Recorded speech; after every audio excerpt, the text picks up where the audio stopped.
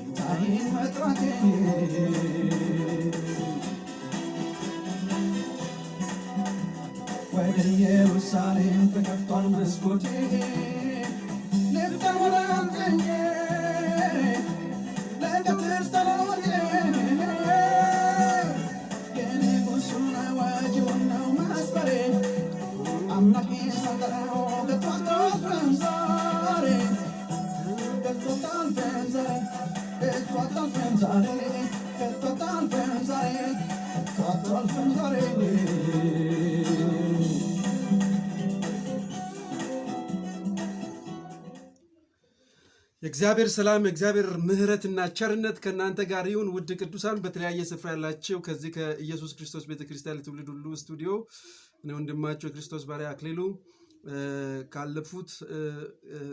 ባለፉት ጊዜያት ከዚህ ከፋይቭፎልድ ሚኒስትሪ ጋር ተያይዞ በቤተክርስቲያን ውስጥ ካሉ ከአምስቱ ኦፊሶች አገልግሎቶች ጋር ተያይዞ ያሉትን እስከ 3 ምዕራፍ ድረስ እስከ ነቢያት ሐዋርያት የነቢያትን ኦፊሶችን አስተላልፈንላችኋል፣ ተከታትላችኋል። በዩቲዩብ አፕሎድ አድርገናል። አሁን ደግሞ ምናልባትም የመጨረሻ ክፍል ሆኖ በተለያየ ጊዜያት ግን እንደ አስፈላጊነቱ በእያንዳንዱ ላይ ዲቴይል የሆኑ ትምህርቶችን ያዘጋጀን የምናቀርብላችሁ እንዳለ ሆኖ የመጨረሻ ክፍል ከዚህ ከመጋቢነት ከወንጌላዊነትና ከአስተማሪነት ጋር ተያይዞ ያለውን ዛሬ እናያለን። የእግዚአብሔር ስም የተባረከ ይሁን። መንፈስ ቅዱስ በመካከላችን አለ፣ ድንቁ አስተማሪያችን ወደ እውነት ሁሉ የሚመራን። ስለዚህ ባላችሁበት ስፍራ ይህንን ቻናል የምትከታተሉ እግዚአብሔር አብሮነት ሀልወቱ ከእናንተ ጋር ነው። ግልጽ ያልሆኑላችሁ ነገሮች መንፈስ ቅዱስ ሪቬል እንደሚያደርግላችሁ ሙሉ እምነት አለኝ። ጌታ የተመሰገነ ይሁን። ባለፉት ጊዜያት በዚህ በተለይም ከነቢያት አገልግሎቶች ጋር ተያይዞ ያለውን ፕሮፌቲክ ሚኒስትሪ ክፍል 3 አቅርበንላችኋል። በተለይም እዛ ውስጥ ምናልባትም ያልተካተቱ አንዳንድ ሀሳቦችን ማንሳት እፈልጋለሁ። የነቢያት አገልግሎት ሲባል በዚህ ዘመን እንዳለው አይነት ወይም ደግሞ ምልከታቸው በተለይም በዚህ ኦፊስ የሚያገለግሉ ራሳቸውን ከዚህ ከኦልድ ቴስታመንት ወይም ደግሞ ከብሉይ ኪዳን ነቢያቶች ጋር ንጽጽር ማድረጋቸው ፈጽመው ስህተት እንደሆነ፣ ይህም የዚህ የኦልድ ቴስታመንት ኤክስቴንሽን ወይም ደግሞ የዛ ቅጥያ ሳይሆን የአዲስ ኪዳን ወይም ደግሞ በኒው ቴስታመንት የተሰጡ ከ5ቱ ኦፊሶች በኤፌሶን ምዕራፍ 4 ከቁጥር 10 ላይ ከተዘረዘሩት በሁለተኛ ደረጃ ከሐዋርያት ቀጥሎ የተቀመጠ የአገልግሎት ዘርፍ ነው። ስለዚህ የዚህ የእንትኑ የፓተርን የኦልድ ቴስታመንት የአገልግሎት ፓተርን አይደለም፣ ወይም ደግሞ የዛ ቅጥያ ወይም ደግሞ ኤክስቴንሽን አይደለም። አሁን በዚህ ዘመን በአዲስ ኪዳን ያለው አገልግሎት በአጠቃላይ እንዲሁም በሐዋርያት ስራ ያሉትን ነቢያቶችን ብናይ እነ አጋቦስን፣ እነ ስላስን፣ እነ ይሁዳን ነቢያቶች ናቸው። ብዙ ነቢያቶች ተዘርዝረዋል። እነዛ የሚያገለግሉት ኒው ዳይሜንሽን የሆነ የአዲስ ኪዳንን አገልግሎት ነው እና ከብሉይ ኪዳን አገልጋዮች ጋር ወይም ደግሞ ከብሉይ ኪዳን ነቢያት ጋር ማነጻጸር ተገቢነት የለውም። ሌላኛው ደግሞ የነቢያት አገልግሎት በጣም ትንሽ የተንሻፈፈ ምልከታ አለው የምለው በዚህ ዘመን ካሉ አገልጋዮች በተወሰኑት ላይ ብዥታ እየፈጠረ ያለው ማይነር እና ሜጀር የሚባል ነቢይ እንደሌለ፣ በተለይ በብሉይ ኪዳን የሚሆን ቴዎሎጂካል ስኩል ላይ በተለይም የስነ መለኮት ምሁራን ማይነር እና ሜጀር ብለው የለዩት በስኩል ቶት ላይ ካላቸው ወይም ደግሞ ከይዘታቸውና ከቻፕተር ስፋትና ማነስ ጋር ተያይዞ እንጂ ጥንት ሲያገለግሉ አንተ የገጠር ነቢይ ነህ፣ አንተ ከተማ ነህ፣ አንተ ዓለም አቀፍ ነህ፣ አንተ ደግሞ የመንደር ነህ የሚባል ቅባት እንደሌለና በዛ ልክ ካታጎሪ ላይ የተቀመጠ አገልግሎት ዘርፍ በብሉይ ኪዳን ዘመን እንደሌለ ሁሉም ነቢይ እግዚአብሔር የቀባው በእግዚአብሔር የምታወቅ የእግዚአብሔር ነቢያት የእግዚአብሔር አፍ መሆናቸውን ማወቅ አለብን። አንዳንድ አገልጋዮች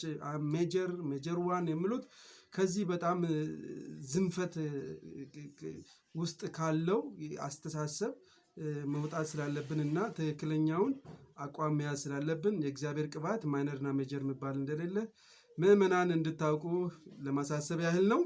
ዛሬ የምናየው ከዚህ ከሶስቱ ከቀሩት ከመጋቢነት፣ ከወንጌላዊነት፣ ከወንጌላዊ እንዲሁም ደግሞ ከአስተማሪ ኦፊሶች የመጀመሪያውን በዚህ ክፍል መጋቢነት ወይም ደግሞ ፓስቶሪያል ሚኒስትሪ እናያለን።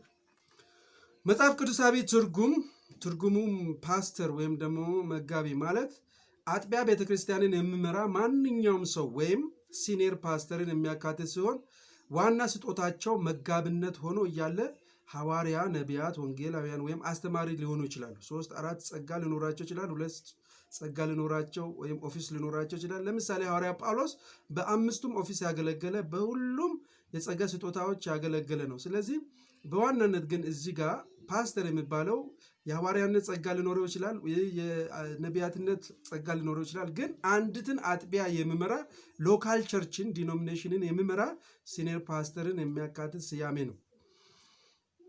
የእግዚአብሔር ሰዎች ወይም ደግሞ አማኞች በበግ የሚመሰሉ ናቸው። በግ በተፈጥሮ እርዳታ ፈላጊዎች ናቸው። በጎች በተፈጥሯቸው እርዳታ ፈላጊዎች ናቸው። ምክንያቱም ለምንድን ነው እርዳታ የሚፈልጉትን ብለን ብናይ፣ አንድ ምግብ ፈልጎ የማግኘት ችሎታ የላቸውም በጎች። ይህንን ኦሪት ዘኍልቍ ምዕራፍ 27 ከቁጥር 16 እስከ 17 ያለው መመልከት እንችላለን። በጎች ራሳቸውን የመመገብ ችሎታ የላቸውም። ምግብ ያለበትን ፈልጎ ማግኘት አይችሉም። በመሆኑም ወደ መስክ የሚመራቸውን ይፈልጋሉ። ኦሪት ዘኍልቍ ምዕራፍ 27 ከቁጥር 16 እስከ 17 ያለውን መመልከት እንችላለን። ሁለተኛ ወደ ቤታቸው የመመለስ ባህሪ የላቸው። ትንቢተ ኢሳይያስ ምዕራፍ 53 ከቁጥር 6 ያለውን መመልከት እንችላለን። በጎች ወደ ጎጣቸው ወይም ወደ ቤታቸው የመመለስ ነገር የላቸው። የመመለስ አቅም ስለሌላቸው ይቅበዘብዛሉ፣ ዝም ብለው ይዞራሉ። የመጥፋት እድላቸውም ሰፊ ነው። ሶስተኛ በተፈጥሯቸው ራሳቸውን መከላከል አይችሉም በጎች። ትንቢተ ሕዝቅኤል ምዕራፍ 34 ከቁጥር 8 ያለው መመልከት እንችላለን። አብዛኞቹ እንስሶች ራሳቸውን የሚከላከሉበት የሾለ ቀንድ አላቸው፣ ኃይለኛ ክንድ አላቸው፣ ወይም ፈጣን ሯጮች ናቸው፣ ወይም ጠንካሮች ናቸው። በግ እኚህ ሁሉ የሉትም። ብቸኛ ራሳቸውን ከአደጋ የሚከላከሉት በመንጋ የመንቀሳቀስ ችሎታ ስላላቸው ነው። በመንጋ በአንድ ላይ ስለሚንቀሳቀሱ ከጠላቶቻቸው ራሳቸውን የሚጠብቁት በዚህ መንገድ ነው። በመንጋ ሲንቀሳቀሱ ራሳቸውን ከአደጋና ከተኩላ ይከላከላሉ። የበግ የመከላከል ችሎታው በአንድ ላይ ሰብሰብ ብሎ በመንጋ መንቀሳቀስ ነው። ተኩላ የሚያጠቃቸው ከመንጋው አንዱን በመነጠል ነው፣ ወደኋላ በማስቀረት ወይም ወደኋላ የቀረ ከመንጋው በግ የመበላት እድሉ ሰፊ ነው። ተኩላም እንደዛ ነው፣ አንዱን እየነጠለ ነው የሚበላው። ከመንጋው የመነጠል አደጋ ራሳቸው ለጥቃት የሚያጋልጥ ነው። ይህንን ትንቢተ ሕዝቅኤል 34 ከቁጥር 8 ያለው መመልከት እንችላለን። በእነዚህ ሁኔታ የተነሳ በክርስቲያኖች ወይም ደግሞ በአማኞች የሚታይ ባህሪ አጠቃላይ በበግ ይመሰላል። ለዛም በቤተ ክርስቲያን እረኛ ወይም መጋቢ ያስፈልጋል ተብሎ በተለይም እግዚአብሔር የበግን ባህሪ እና የአማኝን ባህሪ ወይም ደግሞ የክርስቲያንን ባህሪ ሲሚላርሊ በማየቱ ቢያንስ ምግብ ፍለጋ ሲወጣ በግ ምግብ ያለበት አካባቢ ፈልጎ የማግኘት አቅምና ችሎታ ስለሌለው እረኛ ያስፈልገዋል። ከአደጋ የሚከላከል እረኛ ያስፈልገዋል። ወደ ቤት የሚመልሰው እረኛ ያስፈልገዋል። እንደገና ከተኩላና ከተለያየ ነገር የሚጠብቀው እረኛ ያስፈልገዋል። ይህም ሜታፎሪካሊ በቤተ ክርስቲያን በተመሳሳይ ሁኔታ የሚሰራ እውነት ስለሆነ እግዚአብሔር እረኛ ወይም ደግሞ የቤተ ክርስቲያን መጋቢ አድርጎ ሶስተኛ ኦፊስ ላይ ከ5 ኦፊሶች ሶስተኛ ላይ በተቀመጠው መሰረት ብዙዎችን የቤተ ክርስቲያን መጋቢ ወይም ፓስተር አድርጎ ይሾማቸዋል። እግዚአብሔር ስም የተባረከ። ይህ በሚሆንበት ጊዜ የመጋቢው ተልእኮ ምንድን ነው የምንለውን ብናይ አንደኛ መንጋውን መመገብ ነው። ቅድም እንዳልኩት መንጋው ፊድ ማድረግ አለበት። ልክ በጎች ምግብ ያለበት ቦታ እንደማያውቁ፣ የት ምን መብላት እንዳለባቸው እንደማያውቁ ሁሉ የቤተ ክርስቲያን አማኞች መመገብ መቻል አለባቸው። የእግዚአብሔርን ቃል ሕዝቅኤል 34 ምዕራፍ ከቁጥር 2 ያለውን መመልከት እንችላለን። እንደገና 13 ከቁጥር 15 ያለውን እንዲሁ መመልከት እንችላለን።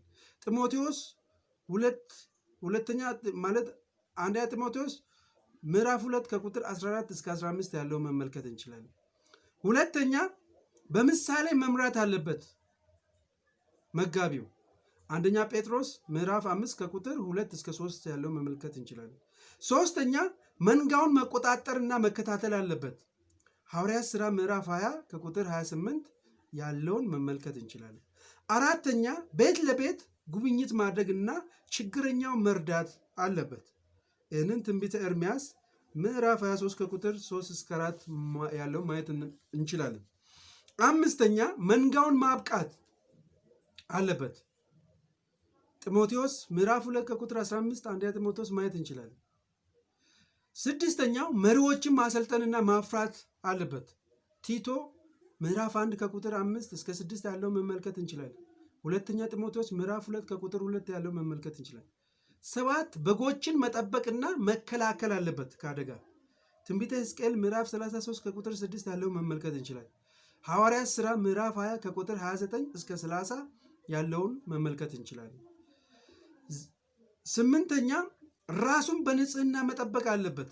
ሐዋርያት ሥራ ምዕራፍ 20 ከቁጥር 28፣ አንደኛ ጢሞቴዎስ ምዕራፍ 5 ከቁጥር 22 ያለውን መመልከት እንችላለን።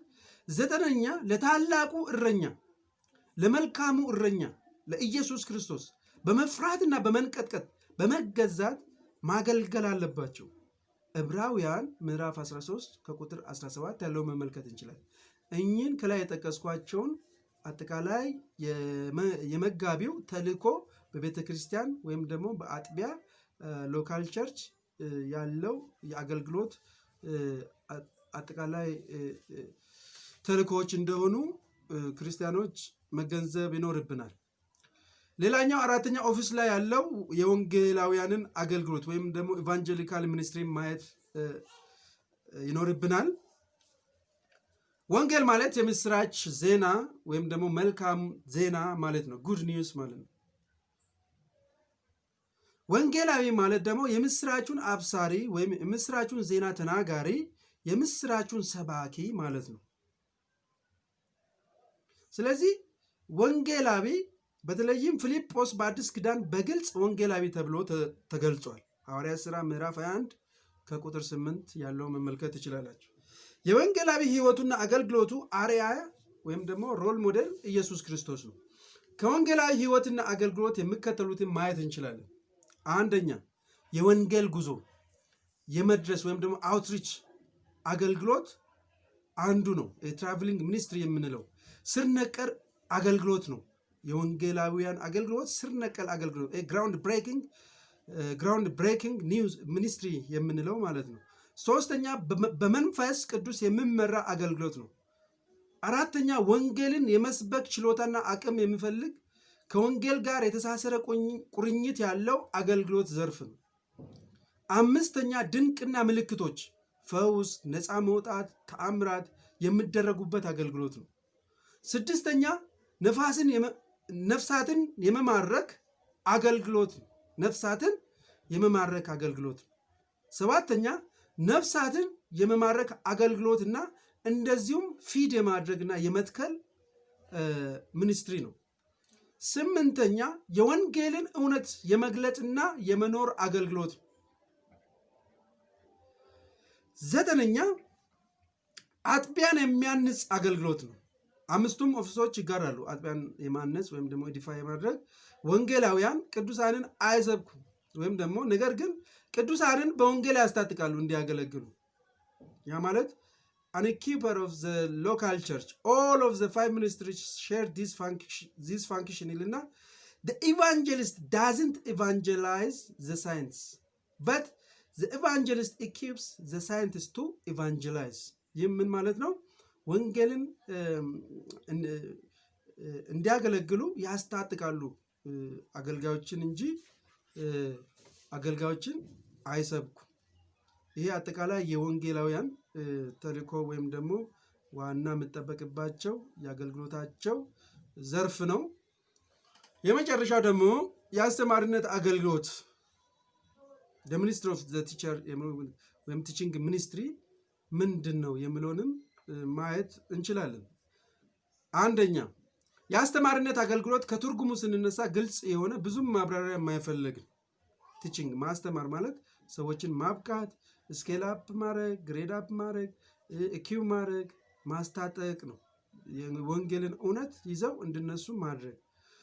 ሁለተኛ የታላቁ መምህራችን የኢየሱስ ክርስቶስ ጸጋ ለቤተ ክርስቲያን የተሰጠ ሲሆን ይህም ቅዱሳንን ለማነጽ ኤዲፋይ ለማድረግ ኮምፎርት ለማድረግ የተሰጠ ነው። ዮሐንስ ወንጌል ምዕራፍ 3 ከቁጥር 2፣ ማቴዎስ ወንጌል ምዕራፍ 7 ከቁጥር 28 ያለው መመልከት እንችላለን። ሶስተኛ የአስተማሪዎች አገልግሎት ታላቁን ተልእኮ ለመፈጸም የጎላ ድርሻ አላቸው። ታላቁ ተልእኮ የግሬት ኮማንድመንት የምንለውን የኢየሱስ ክርስቶስን ዓለምን በወንጌል የመድረስ አሕዛብን በወንጌል የመድረስ ብሎም የማስተማር የማስታጠቅና ለእግዚአብሔር መንግስት ብቁ እንደሆኑ የማድረግና የማዘጋጀት አገልግሎት ላይ ትልቅ ድርሻ ያላቸው አስተማሪነት። በአጠቃላይ ሶስቱም ዘርፎች መጋቢ ወንጌላዊ አስተማሪዎች የምጠበቅባቸውን ተልእኮ በአጭሩ አይተናል።